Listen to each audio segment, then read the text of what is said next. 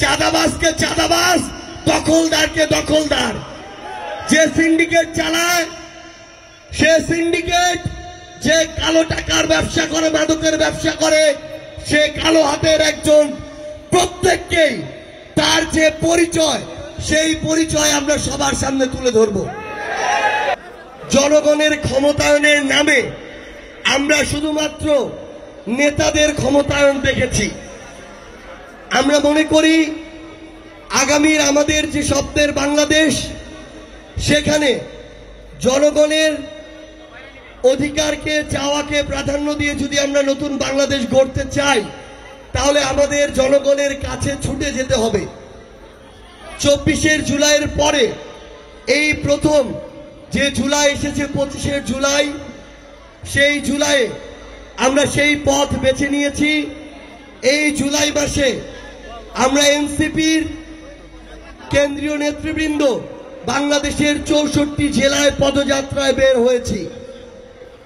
আমরা আপনাদের মাঠে ঘাটে ঘুরছি, রাস্তা দিয়ে চলছি, ক্ষেত খামারে যাচ্ছি, আপনাদের কথা শুনছি। এবং আমরা মনে করি এই যে অলিতে গলিতে, গ্রামে গঞ্জে, বিলে খালে আপনাদের মতো করে চলার মধ্য দিয়ে প্রকৃত বাংলাদেশের আমরা যে চিত্র দেখতে পাবো, নতুন যে ইশতেহার আমরা তৈরি করতে পারবো, সেটাই হবে 24শে জুলাই অভ্যুত্থানের আকাঙ্ক্ষার ইশতেহার। আমরা আজ চিত্রার পাড়ের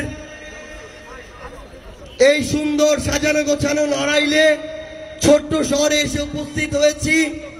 কিন্তু আমরা যখন আজ মাগুরা থেকে নড়াইলে আসছিলাম, আমরা একটা রাস্তা দেখলাম।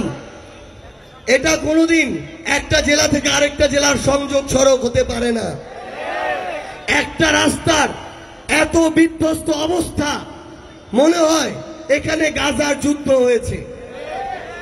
তো এই যদি হয় বিগত 16 বছরে আপনাদের উন্নয়ন, আমরা তো ভেবেছিলাম খুলনায় এসে উন্নয়নের গণজোয়ার দেখতে পাবো। কিন্তু আমরা যখন দেখি যে এই নড়াইলের মতো জায়গায় এই রাস্তাঘাটগুলোর এই অবস্থা, একটা শহরের এই অবস্থা, তখন আমরা ব্যথিত হই। আমরা আপনাদের এই কথাগুলো শুনে এবং আমরা যে আকাঙ্ক্ষাগুলো ধারণ করি, সেগুলো আপনাদেরকে জানাতে এসেছি।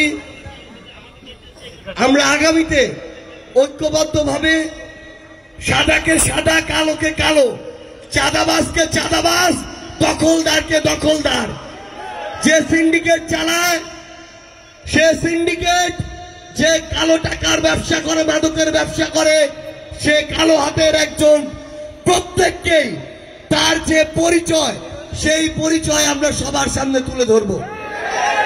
আমাদের কাছে দল, মত, ব্যক্তি, মার্কার চেয়ে গুরুত্বপূর্ণ হচ্ছে দেশ এবং জনগণের স্বার্থ। কেউ যদি এই নড়াইলে চাঁদাবাজি করে, তার সবচেয়ে বড় পরিচয় সে একজন চাঁদাবাজ। তাকে এই নড়াইলে বয়কট করতেই হবে, তার দল মার্কা যেই হোক না কেন।